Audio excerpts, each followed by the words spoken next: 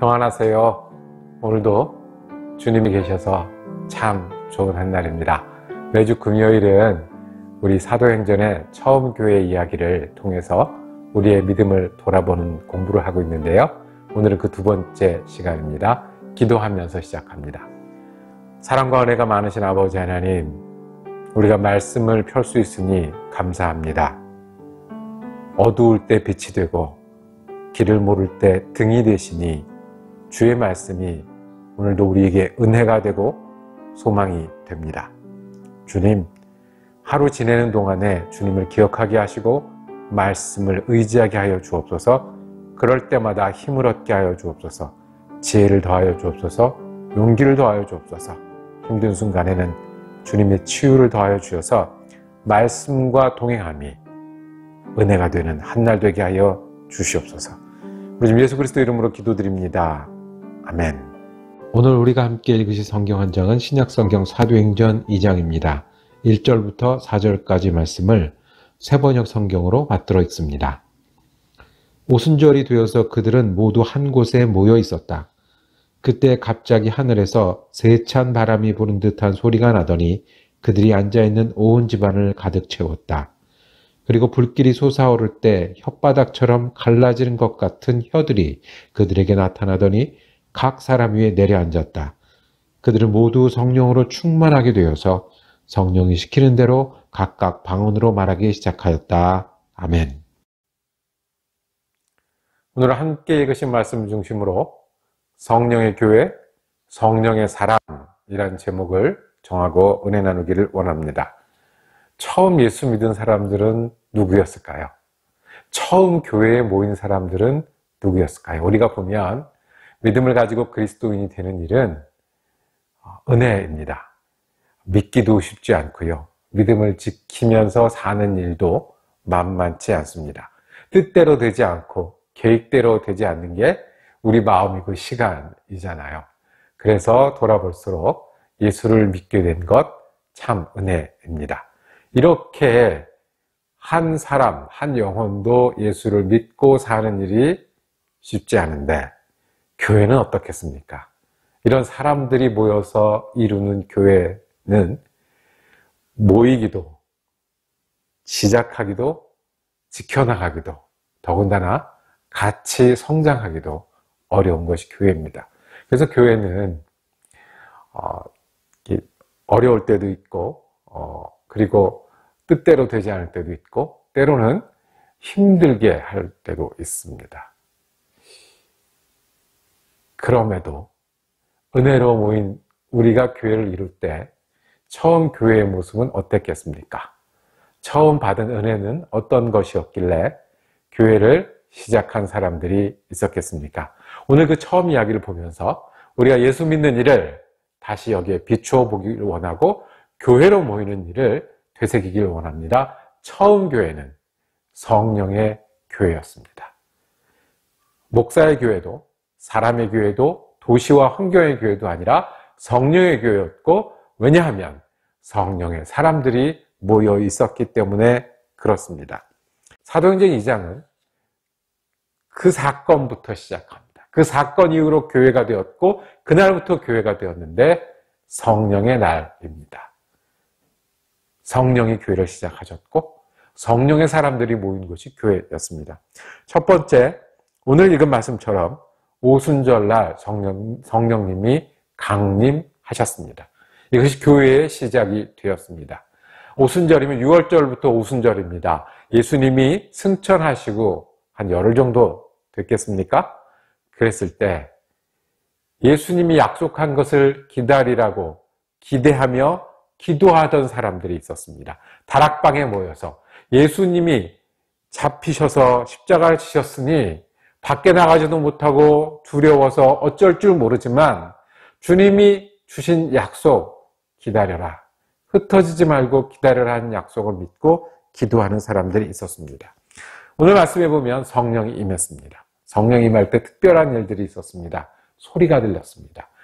급하고 강한 바람 같은 소리가 온 방 안에 가득해서 누구나 들을 수 있었다고 했습니다. 그리고 꼭 불꽃같이 불꽃 끝에 갈라지는 것처럼 그런 모양, 뜨거운 불이 아니라 불꽃 같은 모양이 임했는데 각 사람에게 임했다고 말씀했습니다.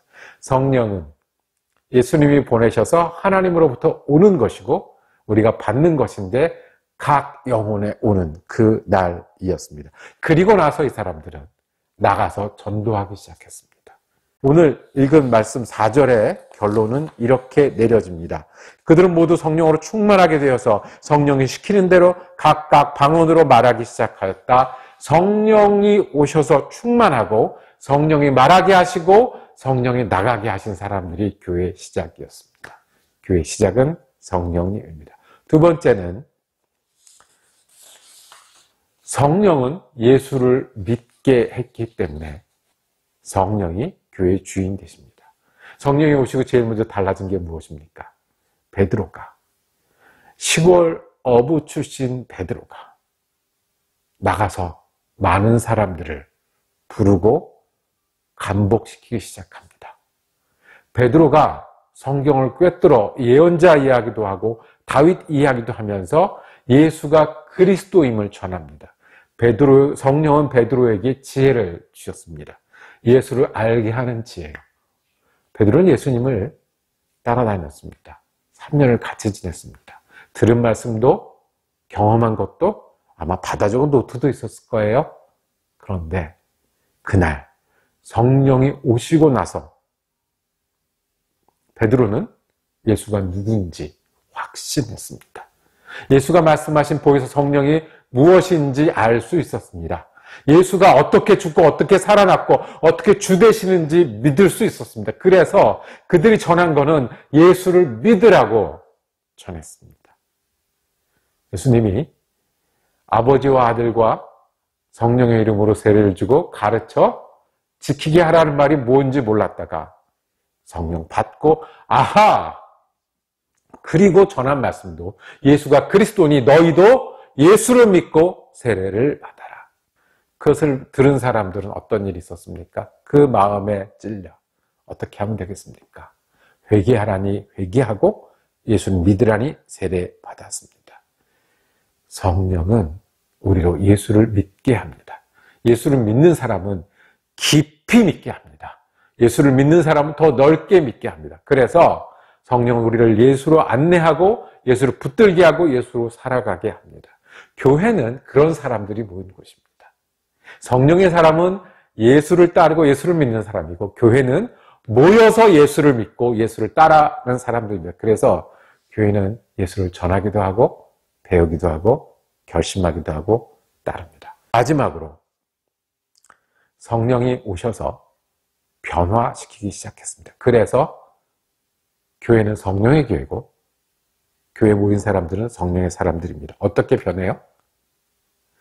이 사람들이 성령 이전에는 다락방에 있었어요. 그러다 어떻게 변했습니까? 나갔어요. 나가서 외쳤어요. 어떻게 해요? 성령으로 충만하게 되어서 성령이 시키는 대로 말도 하고 행위도 하는 사람이 되었어요. 성령이 충만하다는 것은 가득 찬다는 거예요. 빈틈이 없다는 거예요. 내 생각에 성령이 충만하면 누가 내 생각을 이끌어가세요? 예수님이 이끌어가세요. 아멘. 내 마음에 성령이 충만하면 예수님이 기뻐할 때 기뻐하고 안타까워할 때 안타까워하는 마음으로 가득 차는 게 성령의 충만이에요. 내 시간이요, 내 목표가요, 내 삶이요. 이렇게 변했어요. 그래서 나가서 전하기 시작했어요. 그 전한 목소리 중에 예수 믿는 첫날 그 자리에 있던 사람들에게 성령을 받으라고 했습니다. 성령이 임하리니 너희가 세례를 받고 예수를 믿으면 성령이 임한다고 첫날부터 설교했고 그 말씀을 받은 사람들은 성령을 경험하기 시작했어요. 모이기 시작했고요. 예수를 따르기 시작했고요. 믿기 시작했고요. 배우기 시작했고요. 나누기 시작했고요. 그리고 기도하기 시작했어요. 오직 성령이 임하시면 너희가 권능을 받고 누가 되리라? 증인이 되리라. 예수가 계시고 하나님이 살아계신 증인이 되는 일들이 일어났습니다. 성령은 우리를 변화시키셔서 교회의 주인은 성령님이십니다. 교회는 예수님 때문에 변화하는 사람들이 모인 곳입니다. 교회는 성령의 주인이십니다. 성령이 오셔서 시작했습니다. 성령이 오셔서 우리를 예수 믿게 하시니 성령이 주인이십니다. 그리고 성령이 우리를 변화시키시니, 증인되게 하시니 성령이 주인이십니다. 그러면 여쭙겠습니다. 여러분은 성령의 사람입니까? 저는 성령의 사람으로 보이나요? 우리가 모이면 성령을 증거하고 성령의 충만함으로 말하고 성령을 드러내고 증인이 되어가고 있습니까? 교회다운 교회, 처음 교회는 성령의 교회였습니다. 다시 우리가 부족한 것은 옛날보다 책도 많이 봅니다. 옛날보다 교육도 많이 합니다. 옛날보다 건물도 좋습니다. 옛날보다 교회 가기도 너무 좋습니다. 그런데 우리가 없는 것, 우리가 성령의 사람들이라는 것, 성령이 교회의 주인이라는 것을 우리 가운데서 잊혀지면 교회의 어려움과 비극은 거기서 시작합니다. 성령을 받았던 초대교회 사람들처럼 먼저는 성령을 기대하며 기다리며 기도해야 합니다. 성령을 위해서 기도하고 기대하지 않으면 우리가 교회가 될 수 없고 성령의 사람이 될 수 없습니다.